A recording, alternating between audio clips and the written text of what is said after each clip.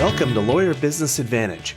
This podcast is dedicated to helping attorneys earn more money, get better clients, and spend more time with family. I'm your host, Alay and founder of Law Firm Success Group. Smart business guidance for small law firms begins in 3, 2, 1. And it's my pleasure to welcome to Lawyer Business Advantage, Jennifer Gardner, owner of Gardner and Associates. Jennifer, how are you today? I'm doing really well, thank you. How are you?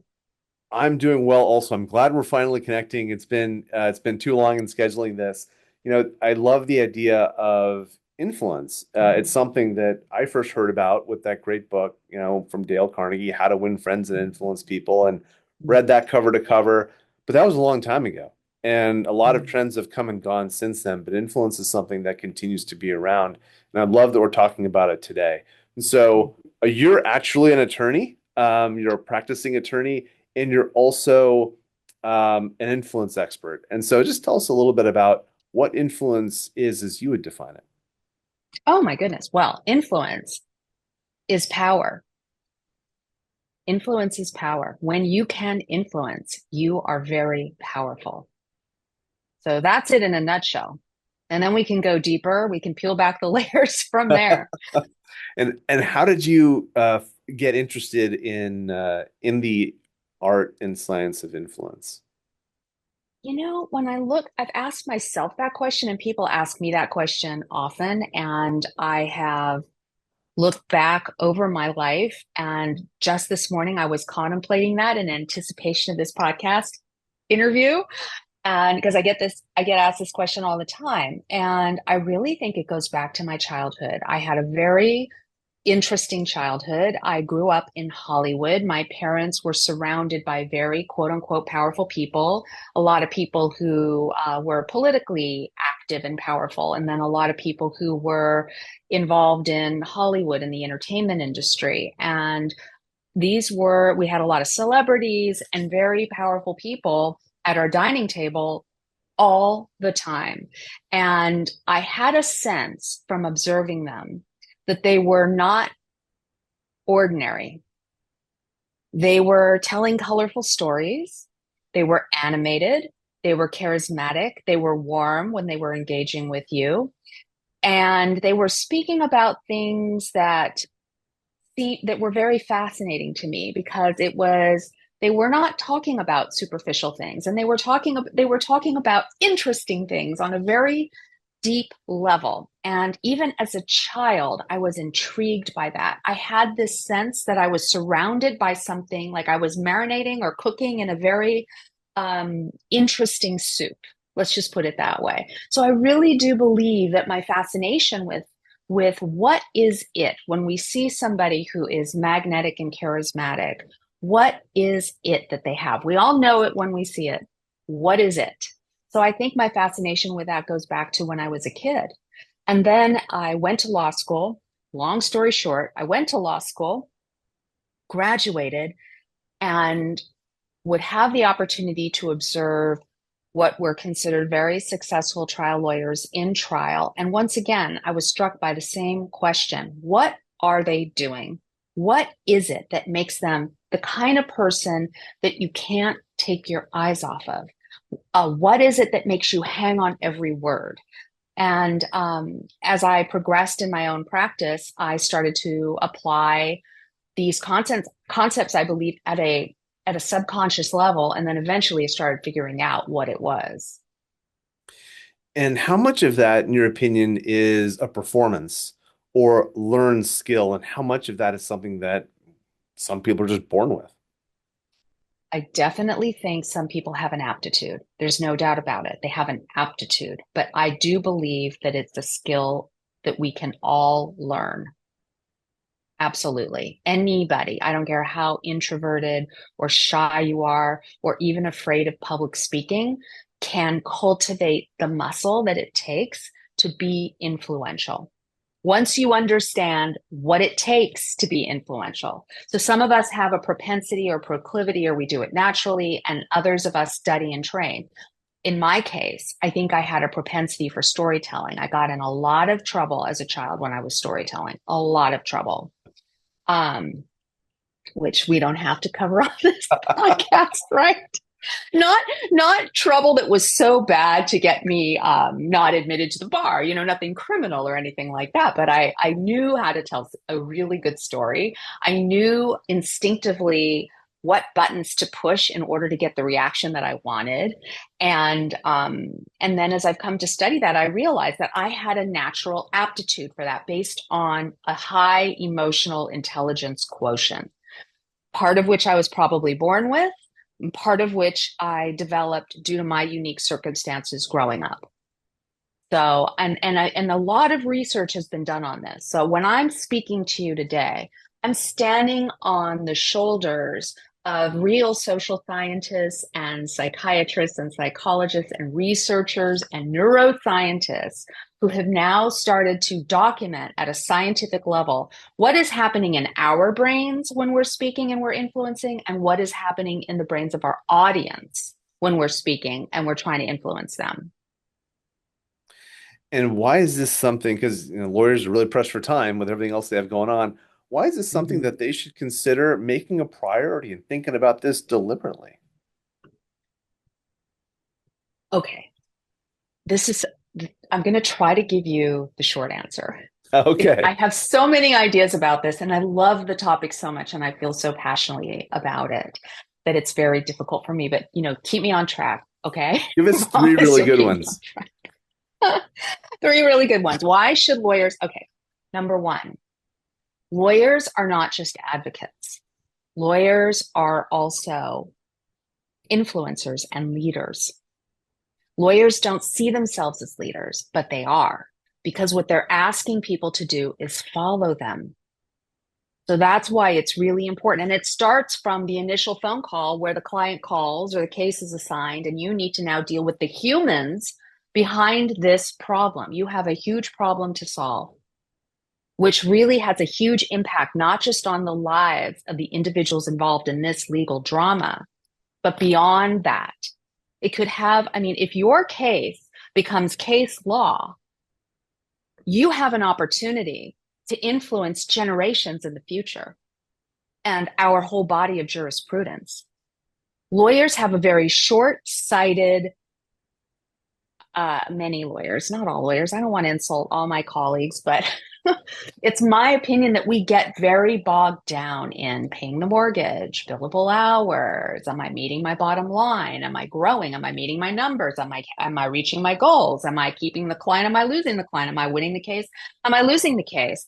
But I think influence relates to the bigger picture of our roles as certainly advocates and also as leaders. So that's one big reason why it matters. Yeah, that's awesome. I was really surprised you didn't mention building a book of business, because that's, potentially part of it too.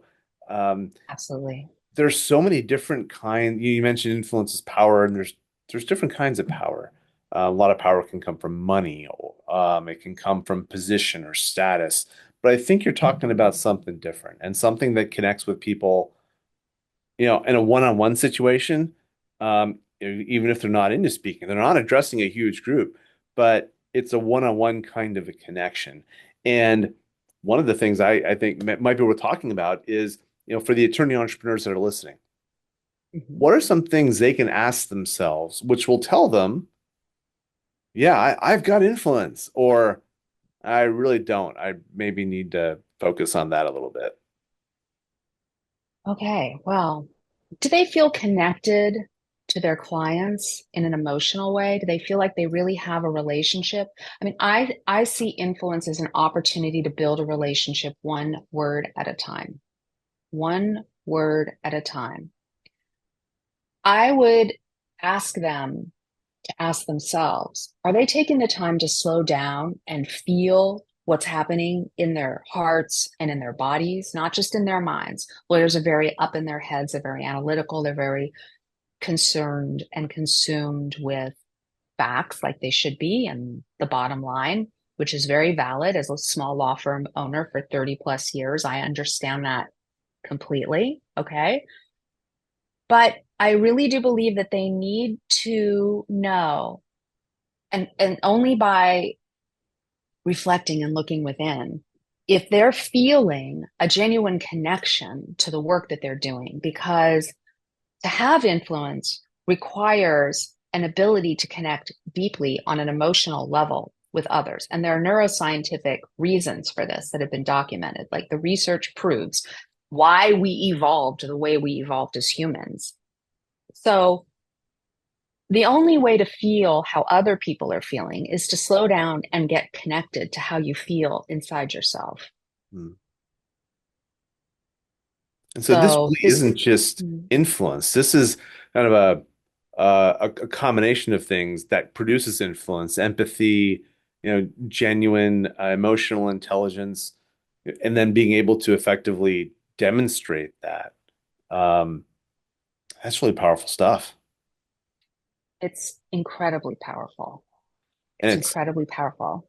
it's not at all what I sort of expected. I thought maybe we'd be talking about how someone dresses, like their physical appearance, as well as how they carry themselves and confidence and that. But you're talking about something that is way deeper than that. And actually, it's kind of impossible to fake.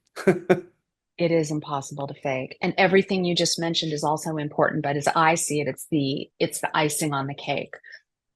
We need to focus on the cake. What is the cake? And the cake is our human connection. I want to tell you an interesting story. May I? Yes, It's please. it's a little personal. It's a little revealing. It's an election season that we're having this conversation in. I have no intention of turning this conversation into a political conversation, but I am fascinated with the positioning that's going on in this historic election on both sides. And I'm fascinated with why the election is so close and how these candidates are resonating with the public. And I had a dream, a scary dream, with Donald Trump was in my dream. We were in a conference room and we were working with a group of people at an executive. I was assisting at some kind of an executive level where I was making decisions, overseeing the execution of the decision, the game plan, whatever. Everybody else left the office and I was alone with him. And I had a moment for the first time ever to speak with him one on one in my dream. Okay. And the feeling that I got in my dream, which some people might call a nightmare, I don't know. Like I said, this is a political free zone. It's just it's an instructive dream. Was I'm talking to this man and he's making me, even though he's not making a lot of sense to me in my dream, he's making me feel comfortable, safe, protected. I'm feeling a projection of strength from him. I'm feeling a certain warmth and a powerfulness, and also a mercurialness, which he's known to be. But I'm feeling like I want his approval. I want him to like me. And I'm interested, and I like being in his presence, and I'm interested in what he has to say. And then I woke up from this dream. And then I had to think about it. Like I had to really reflect, why am I having this dream? And I thought the thing that struck me in this dream was how he spoke to me in a way that made me feel these very powerful things in my dream. And in reflecting on that and the work that I do with influence, I thought, you know what, that's it. If we want to be influential, which he clearly is, like him or not, he's clearly an influential person. He's got his followers. He appeals so strongly, almost at a cult like level, right? Well, what are cult leaders doing?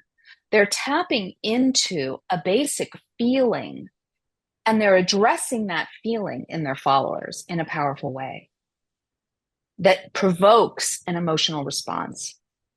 And the neuroscience shows that this is exactly what we need to do if we want to be influential, if we want to be persuasive, if we want to have impact. We need to understand how to get from the left brain to the right brain, right? Which is where the decisions are made.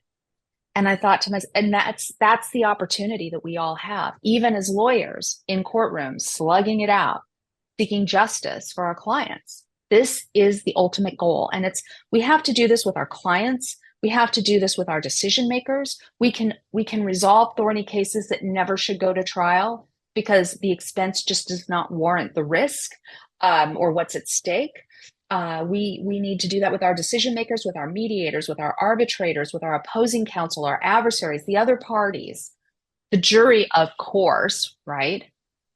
When we get there, if we're in if we're in an actual trial. This is really, as I see it, being able to get people to feel is the key. And the only way to do that is to first be able to feel yourself. And my dream just like nailed that for me. I think why I dreamt that, I have no idea, but I did. And it was instructive.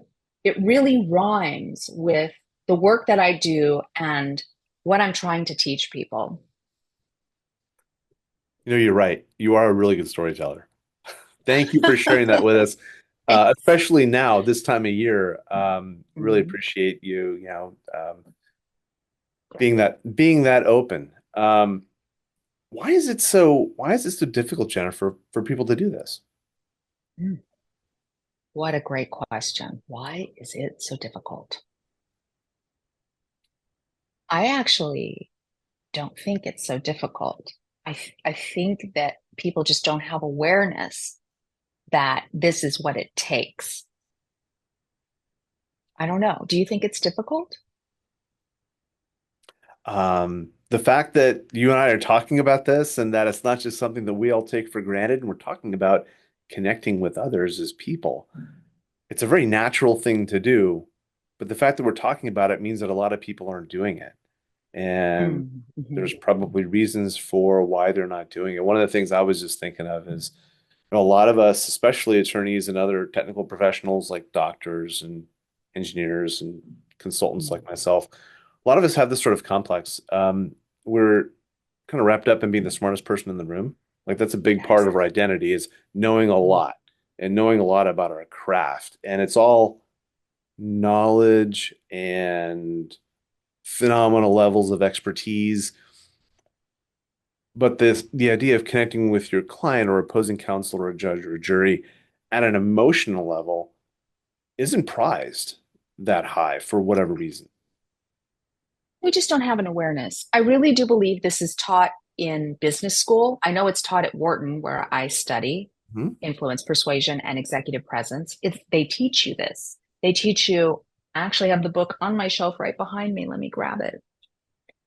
For example, this book is a leading treatise. It's still cited today, Thinking Fast and Slow. It's an international bestseller, and Daniel Kahneman won a Nobel Prize.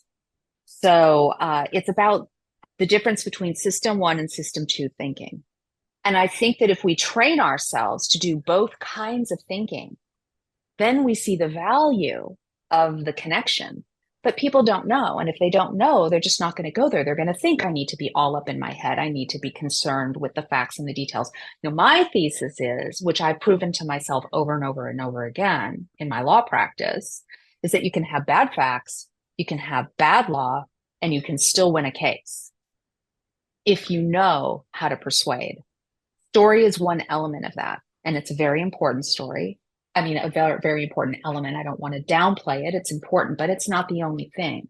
And so the awareness of the importance, oh, let me break it down for you. This, what he teaches is system one thinking is speaking primarily to the left side of the brain, which is all about logic and information and data. You need that to build credibility and authority.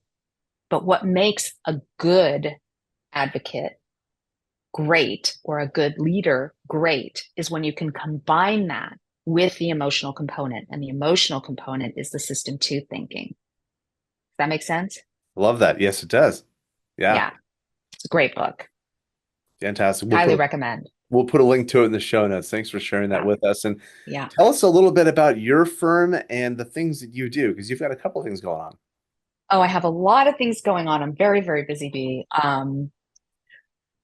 So my practice is representing individuals and small businesses in business and real estate disputes. So a lot of business divorce, unfair competition, fraud, breach of contract.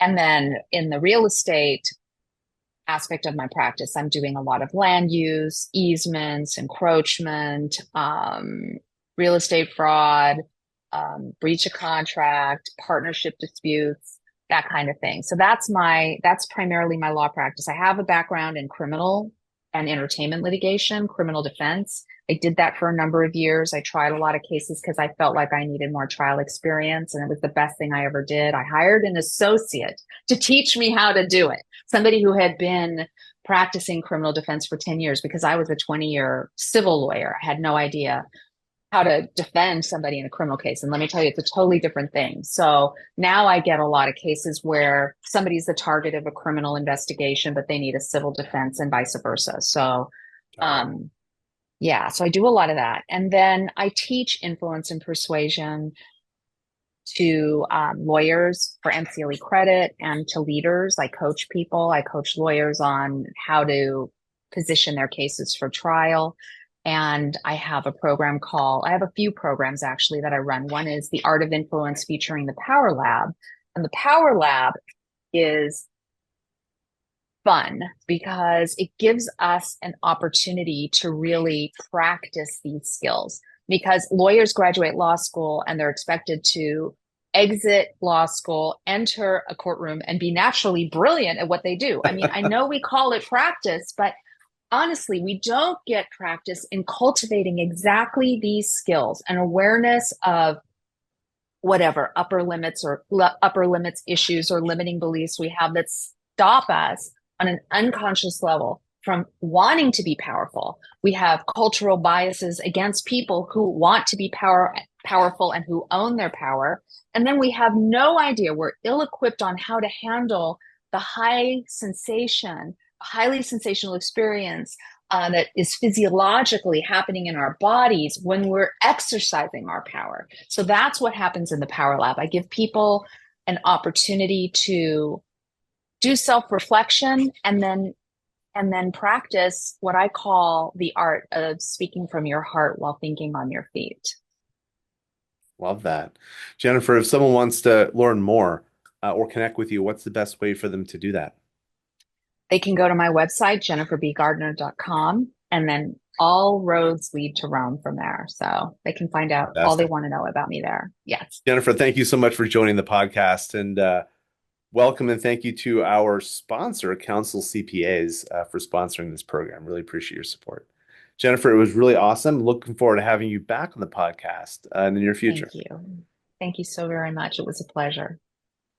And that's a wrap for this episode of the Lawyer Business Advantage podcast.